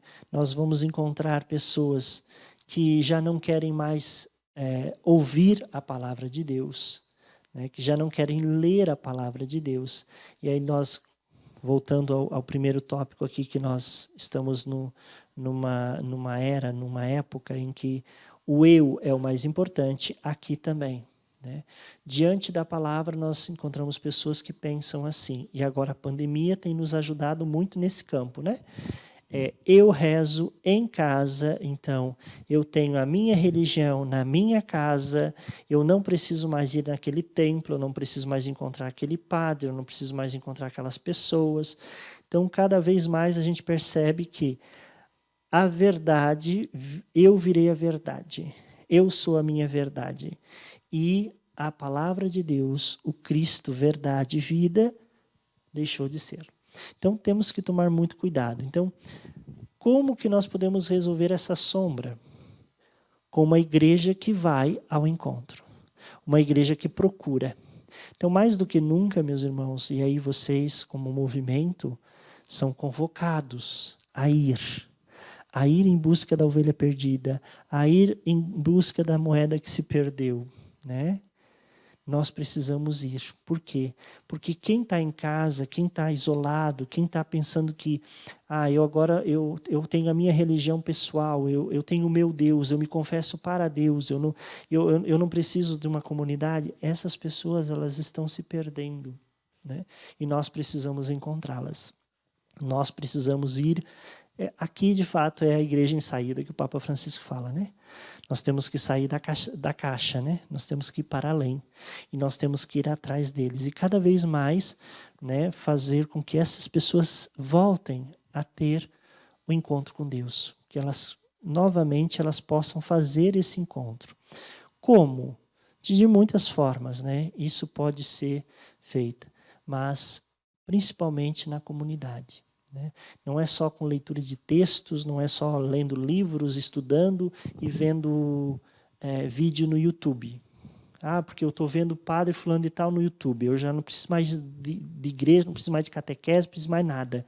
Nem a Bíblia eu abro mais, porque o padre lá já fala todo dia, ele comenta o Evangelho, todo dia ele dá um curso novo sobre eclesiologia, sobre liturgia, então eu já sei de tudo. Mas o que adianta eu saber de tudo e não colocar isso em prática? O que adianta eu ter um monte de conteúdo se eu não sou capaz de viver este conteúdo na minha vida, na vida da minha comunidade, né? Então, aqui estamos diante dessa dificuldade. Pessoas que se fecham e dizem, não, eu não preciso mais de igreja, eu sou a igreja. Sim, somos igreja, nós somos igreja, mas somos igreja comunidade, né? Não tem como a gente pensar que é igreja isolada, né? Depois, esse encontro com a comunidade, né, o servir em comunidade, muitas vezes é esquecido. E o encontro com o outro, com os pobres, com os jovens, com aqueles que estão nas periferias existenciais, acaba sendo uma coisa que não tem importância. Então, mais do que nunca, meus irmãos, esta é uma sombra que a gente precisa dar uma iluminada, a gente precisa dar uma olhada, né? Como que nós estamos vivendo a nossa religiosidade?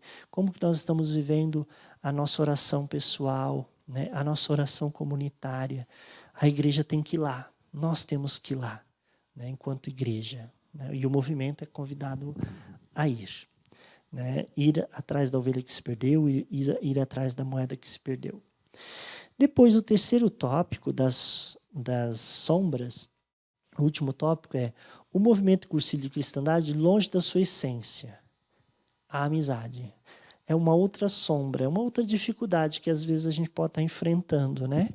Que é justamente isso. Quando nós olhamos, né, para essa sociedade líquida, essa sociedade que não tem solidez, olhamos para essas pós-verdades, né, e para o fechamento em si mesmo das pessoas, né, mesmo dentro do movimento, porque acontece, muitos dos nossos influenciados pela sociedade líquida, pelas pós-verdades e pelos fechamentos de si mesmos, elas se enfraqueceram, né? E enfraquecem também o movimento, porque a partir do momento que eu já não mais participo dos grupos, não mais vivo, né, faço a escola vivencial, não mais participo das ultreias, não mais participo de uma formação, não mais participo da celebração eucarística, não mais busco o sacramento da confissão. Ou seja, tudo isso vai me enfraquecendo, né? E aí, mais do que nunca, nós somos chamados, né, a usar aquela expressão: nós vivemos e somos o carisma. O carisma do quê? Do movimento. E aí temos que tomar cuidado, porque aqui algumas pessoas estão dentro do movimento, estão se perdendo. Por quê? Porque estão adotando também o carisma do movimento para si, mas querem só para si. Então, assim, é o meu carisma, é o meu método, é a minha finalidade, sou eu que conduzo a formação, a oração, né, a ação. Cuidado para a gente não se fechar, né, até mesmo dentro dos grupos, né. Nós temos que estar mais abertos. Mas porque eu sou, né, o coordenador há muito tempo, sou eu que sou a referência, sou eu, sem mim esse negócio não vai, sem mim, se eu não estiver aqui não acontece. Nós temos que ter uma abertura aqui, meus irmãos. Isso é uma sombra que o documento traz para dentro do movimento, dizendo assim, olha, o movimento tem essa sombra aqui, né? Tem essa coisa que precisa ser iluminada. Alguns adotaram, né? O movimento tem a cara da pessoa, não tem a cara do movimento. Então, nós temos que tomar muito cuidado, né? Então, isso é uma sombra, né? Quando não reconhecemos a realidade do ambiente, então é importante que a gente reconheça onde estamos, em que paróquia estamos inseridos, qual é a realidade de cada um dos membros, né? É preciso buscar a relação entre esses membros, é preciso fortalecer a amizade e a fraternidade dentro desse movimento, dentro desse grupo. Cada vez que nós não lançamos luz nesse ponto, nós estamos enfraquecendo, porque a base do movimento é a amizade entre nós, né? A capacidade que a gente tem de conviver, né? De partilhar as dores, os sofrimentos e as alegrias e celebrar as coisas boas que a vida nos dá e a vida em comunidade, né? Cada vez mais a gente tem visto aí, né, muitas lives, né, não só no movimento Cursilho, mas também outros e pastorais e tudo mais, muitas vezes sem planejamento, sem ter, né, de fato um tema para dar uma direção, que estão desvirtuando às vezes até o carisma do próprio movimento, né, colocando algumas coisas que são muito mais da mentalidade pessoal, né, do querer pessoal da pessoa que está pregando, que está falando, do que propriamente na finalidade e mentalidade do próprio movimento. Então a gente tem que tomar muito cuidado com relação a isso, né? Então preparar bem as coisas. Por isso que é muito importante, né, os grupos, né, executivos diocesanos, regionais, para que deem essa direção, para que deem né, conduzam esses grupos também, né? Também a gente percebe dentro do movimento, a gente vai perceber, o documento vai falar sobre isso, né? As pessoas perderam um pouco o entusiasmo do primeiro amor, né? Pelo movimento de Cursilhos, né? Pelo movimento em si. E, por causa disso, não consegue se aproximar nem do carisma e tampouco das pessoas. Então, não consegue... Né, se eu perco né, o entusiasmo pelo movimento, pelo carisma do movimento, eu já não vou sentir alegria ao encontrar pessoas daquele movimento. Eu já não vou me sentir bem, me sentir à vontade, né, de partilhar a vida, de celebrar a vida com aquelas pessoas. Então, nós precisamos resgatar isso, né? Isso é uma dificuldade que o documento traz para nós refletirmos. E aí nós precisamos lá, quando, né, quem for trabalhar esse tema do ver, né, do profetismo nos grupos, né, tentar fazer um olhar-se, né, dentro do grupo. Como que eu estou dentro desse grupo? Quem eu sou para esse grupo? Como que eu... Né, que entusiasmo eu trago para esse grupo? Eu sou aquele cara que está sempre puxando o tapete todo mundo, dizendo não vai dar certo, não vão fazer não, vou marcar para a semana que vem, talvez mês que vem, quando ficar um pouquinho mais quente, né, Lauro Miller hoje deu uma esfriada, tá 13 graus e está baixando mais ainda. Então, a gente vai criando empecilhos, né, por falta de entusiasmo, a gente vai criando dificuldades, né, para o encontro, para a partilha, para a celebração, dentro do próprio movimento. Então, tomemos cuidado, né? O documento ele é muito feliz quando ele aponta isso, porque às vezes a gente não quer falar sobre aquilo que não é bom, né? Mas é bom a gente identificar aquilo que não está legal, até para que a gente possa dizer, não, verdade, eu preciso me animar e eu preciso lembrar, me recordar, por que eu estou aqui? Por que eu faço parte desse grupo? Por que eu fui chamado? E quando eu fui chamado, o que eu experimentei? Puxa vida, eu fiz um encontro tão bonito com Jesus, eu fiz um encontro tão bacana com pessoas que têm o mesmo ideal que eu, pessoas que partilham a mesma espiritualidade, pessoas que partilham o mesmo carisma. Então, eu vou trabalhar para que isso não se perca, para que isso continue sendo um valor para mim e para esse grupo, porque eu também sou peça, né, dessa engrenagem toda, eu também sou parte disso aqui, né? E também, durante essa pandemia, nós também vimos que muitos se fecharam, né? Muitos grupos não se encontraram mais, né? Não buscaram nenhum tipo de alternativa para oração, para formação e para ação. Muitos, infelizmente, se acomodaram no sofá, né? Muitos grupos pararam de fazer qualquer tipo de atividade, mesmo que online. Tudo bem, a igreja ficou fechada há não sei quantos meses, não pode fazer nenhum tipo de reunião, não pode fazer nenhum tipo de encontro. Mas o que faremos, porque nós não podemos deixar de rezar, nos formar e trabalhar, agir, ser braços, mãos que fazem, que lutam, que vão atrás, né? Então, infelizmente, tiveram alguns grupos que realmente encontraram meios e foram, né? Vamos fazer uma live, vamos buscar alguns recursos, tem Google Meet, vamos montar um grupo no WhatsApp e fazer uma chamada de vídeo com todo mundo e vamos rezar, vamos fazer a nossa oração, vamos fazer a nossa escola vivencial, ou vamos para um lugar maior, né? A gente costuma fazer lá naquela salinha, lá na comunidade e tal. Vamos para a igreja matriz, que é maior, vamos deixar espaçamento, vamos fazer Ou seja, existem meios, né? Infelizmente, alguns não buscaram nenhum tipo de meios. Então, isso é colocado como uma sombra, como algo que a gente tem que ficar atento para tentar resolver. Também, ele fala que se percebe, né, que o fazer a diferença dentro do movimento ficou um pouco ofuscado, né? Ou seja, ficou um pouco ofuscado, principalmente nesse tempo agora, né? Então, o movimento do Cursilho sempre foi reconhecido como um movimento que faz a diferença. Nós não podemos perder isso, meus irmãos. Isso tem que ser, nós temos que botar isso de novo na cabeça e no coração. Eu, como cursilista, tenho que fazer a diferença.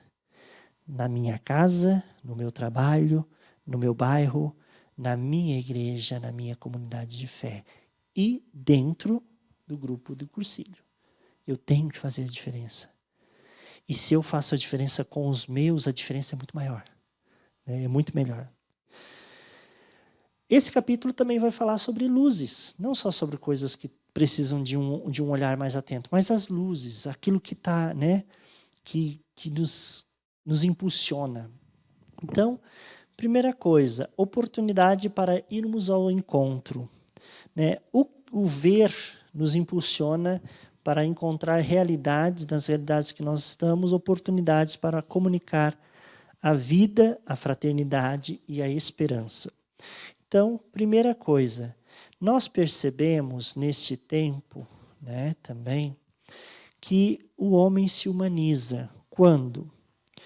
Quando nós olhamos, por exemplo, para a carta de Filipenses 1, de 7 a 8. Quando Paulo diz assim: tanto bem nos queríamos que desejávamos dar-vos não somente o evangelho de Deus, mas até a própria vida de tanto amor que vos tínhamos. Meus irmãos, aqui nós estamos vendo uma coisa que é muito importante, que é o dar-se ao outro, né? Nós, na nossa essência, no nosso ser, nós queremos o outro, nós queremos encontro com o outro. e queremos encontro com Deus. E esse encontro passa pelo outro também. E aqui, quando a gente olha, claro, para o São Paulo, que é um dos patronos do movimento de Cursilho, nós vemos a vida de São Paulo foi uma busca pelo outro, o tempo inteiro. São Paulo era um judeu, um fariseu, perseguiu os cristãos, e quando ele encontra-se com Jesus, né, a caminho de Damasco, que ele tem sua vida totalmente transformada, né, desconstruída até por este encontro, ele começa a buscar as pessoas. Para quê? Para que elas também façam esse encontro com Jesus. E aí, ao longo de todo o seu ministério, de toda a sua missão, nós podemos aí pegar Atos dos Apóstolos, nós podemos pegar todas as cartas de Paulo, e nós vamos ver isso.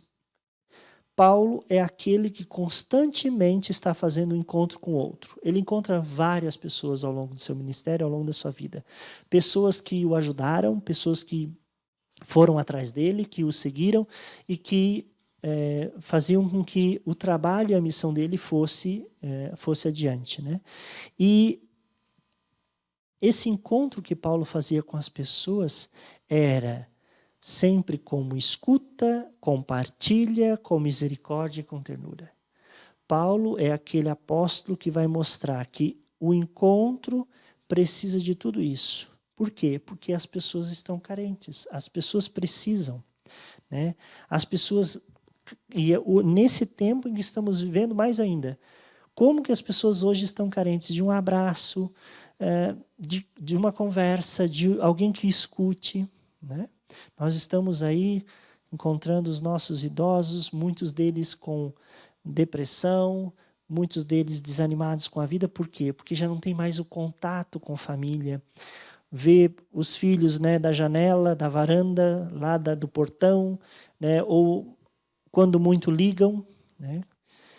Nós estamos vendo esse tempo em que as pessoas elas sentem essa falta. Na verdade, sempre sentimos, né? Sempre necessitamos disso, mas agora mais do que nunca.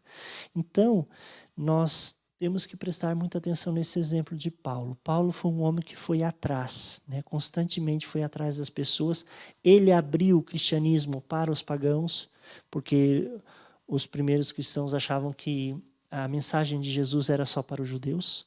E Paulo diz, não, para aí, nós temos que levar, se nós fizermos esse encontro, é a alegria, né? A alegria do evangelho, vamos voltar lá para o início, né? Se eu estou feliz e alegre porque eu encontrei esse Jesus, eu não quero esse Jesus só para mim, esse Jesus não pode ficar só comigo, esse Jesus tem que ir para todo mundo. Então eu vou ter que encontrar muita gente para que cada pessoa que eu encontre eu fale de Jesus.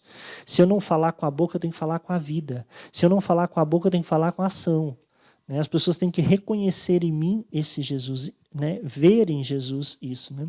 Então, nós vemos nesse tempo, né, que ao iniciarmos o diálogo, a troca de ideia, as amarras dos radicalismos, fundamentalismos e todos os ismos, e até da ideologização do evangelho, pouco a pouco, passo a passo, vão sendo rompidas. Então, é importante fazermos encontro, irmos ao encontro dos outros, conversarmos, escutarmos, falarmos, né, trocarmos ideia. Por quê? Porque isso vai tirando de nós esses preconceitos que a gente tem, essas dificuldades que a gente tem de compreender as coisas. Porque às vezes quando nós só escutamos, só lemos o que está na internet, só ouvimos o que está pela televisão, quando a gente não se comunica, quando a gente não partilha, quando a gente não ouve opiniões diferentes, pontos de vista diferentes, a gente não tem a possibilidade de até refletir, puxa vida, será que isso não está errado? Realmente, o que ele está falando tem sentido. Ou seja, isso que eu ouvi ou que eu li, realmente parece que não é por aí. Então, é importante a gente fazer, né, esse diálogo, essa troca. O encontro serve para isso, né?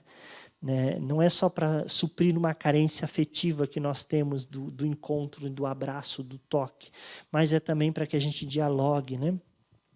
Para que a alegria, né, daqueles que servem as suas comunidades, e mesmo que nesse tempo de pandemia, né, muita gente está fazendo, nós percebemos quantas pessoas continuaram fazendo o que sempre faziam, doar alimentos, fazer visitas, né?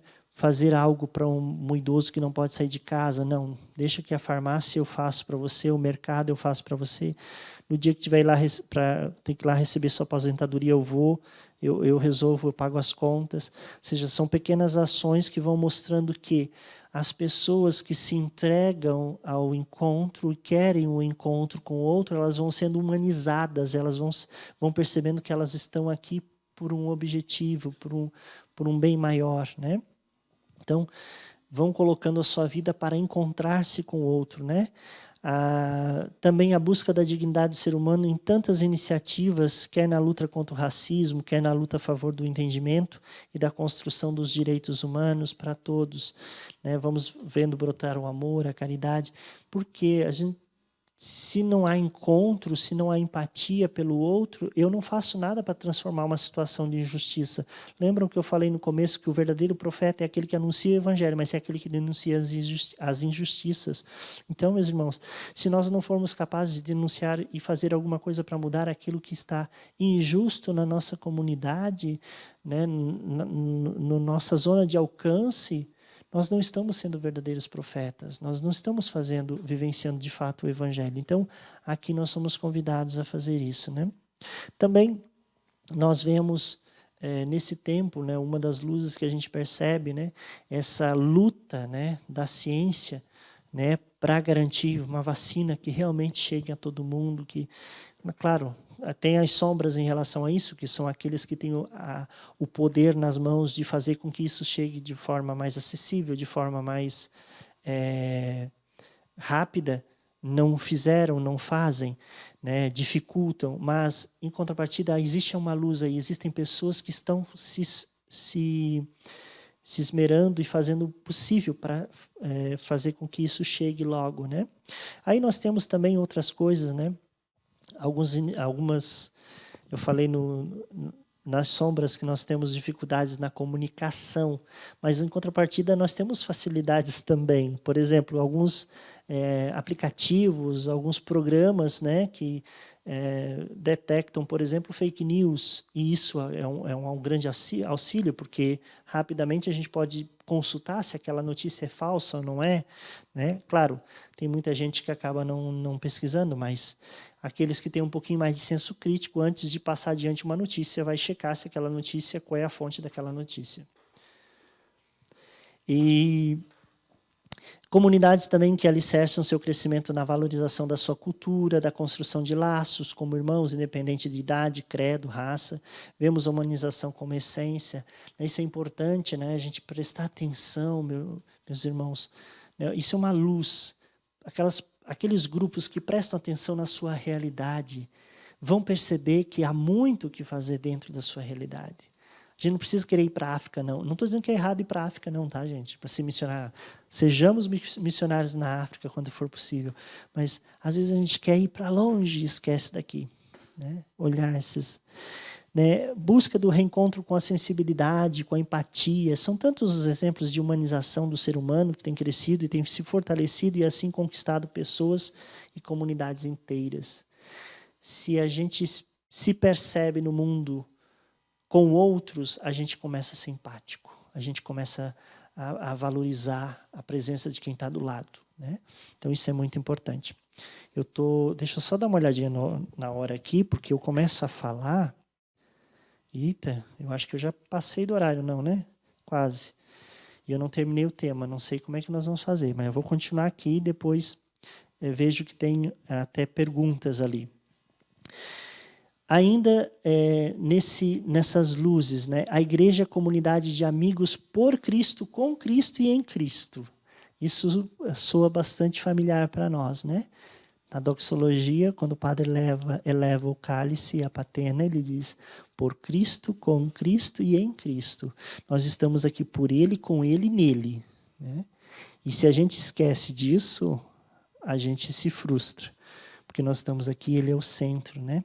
Então, nós vamos percebendo que muitas e muitas vezes isso acaba deixando de ser luz se a gente não prestar atenção. E aí depois, nesse tópico, depois vocês estão com o texto em mãos, vocês vão ver que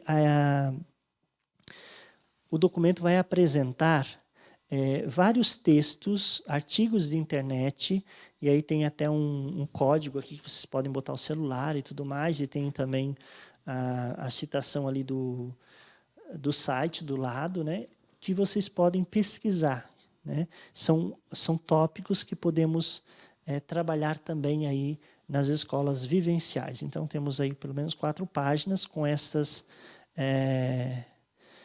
citações de artigos que são importantes, que a gente pode, né, são momentos importantes aí na vida da igreja, nesse tempo de pandemia, pelo mundo, né, são todas aí do site do Vaticano e que nos ajudam a compreender e a refletir um pouco sobre isso, né, sobre essas luzes também.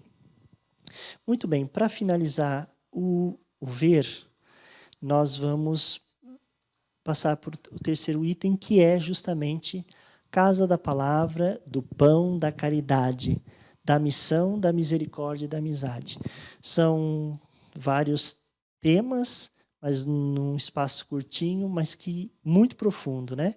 Então, irmãos, nós mantendo o senso de pertença ao movimento de Cursilho, né, reforçando a compreensão do nosso carisma, da mentalidade, da finalidade do movimento, né, vemos muitas vezes lives com terços, adorações, que nos conduzem à compreensão desse carisma. Então, se nós pudermos, né, fazer esses momentos também, ainda que por lives, isso pode ser feito para manter e para nos animar, né? Então, tudo isso é para nos levam a manter, a fortalecer, recuperar a paixão, o primeiro amor pelo movimento Cursilho. Vemos escolas virtuais que nos conduzem a viver os 3 encontros, consigo mesmo, com Cristo, com a comunidade, como um programa de vida. Muitas vezes nós vemos aí esses grupos executivos, tanto os regionais quanto os diocesanos, nessa pandemia, fortalecendo o senso de comunidade que se ama, que se vive, né, onde se vive a fraternidade, se busca construir a justiça e a paz. Nós vemos também esses grupos fortalecendo a amizade, a união, demonstrando cada irmão sua importância, o que é, né, que essa pessoa é significativa para o movimento. E também vemos esses grupos, né, que não ficaram acomodados somente, né, em encontros virtuais, mas também tiveram alguns setores que se mantiveram unidos e fortalecidos mesmo, né, com diálogo, com escuta, e inclusive alguns até se encontrando. Então, tudo isso é luz, tudo isso são coisas positivas, né? Então, agradeço imensamente a todos que nos ajudaram aqui. Quero agradecer de maneira especial ao João Batista. Sem ele isso não seria possível, porque essa parte de cabos e câmeras e afins não é comigo, mas agradeço imensamente. Agradeço também o Fábio, foi muito gentil ao longo do dia, também mandando a documentação. Quero agradecer também ao Alexandre lá de Sombrio, que mandou o material para a gente estudar, e espero que a gente possa se reunir logo, logo, para a gente também concluir esse estudo e que possa ajudá-los, né, principalmente vocês que vão aí visitar as paróquias.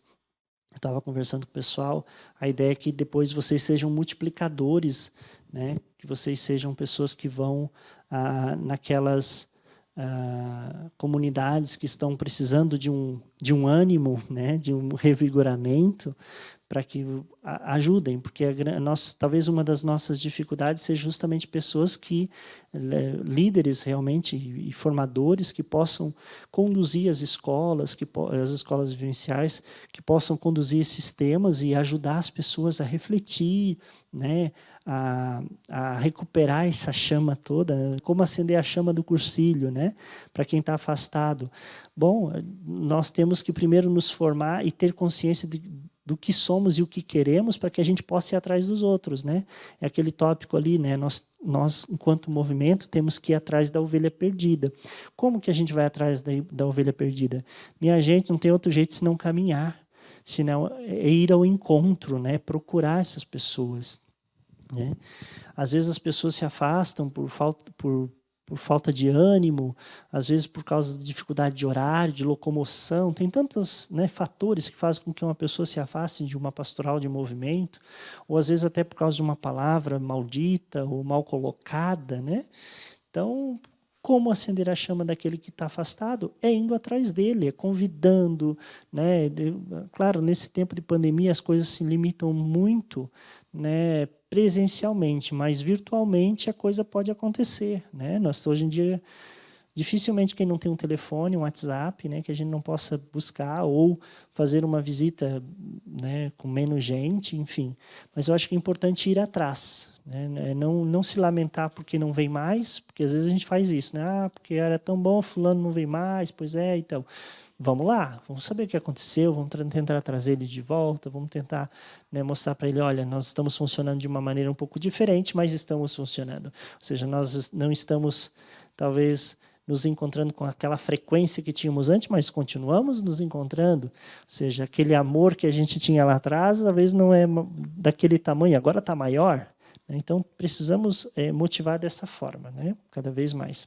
Mas agradeço a todos vocês que nos acompanharam nesse momento, agradeço a todos aqueles que me ajudaram, e aí, claro, quero pedir a bênção de Deus sobre você, sobre sua família, você que está aí na sua casa, né?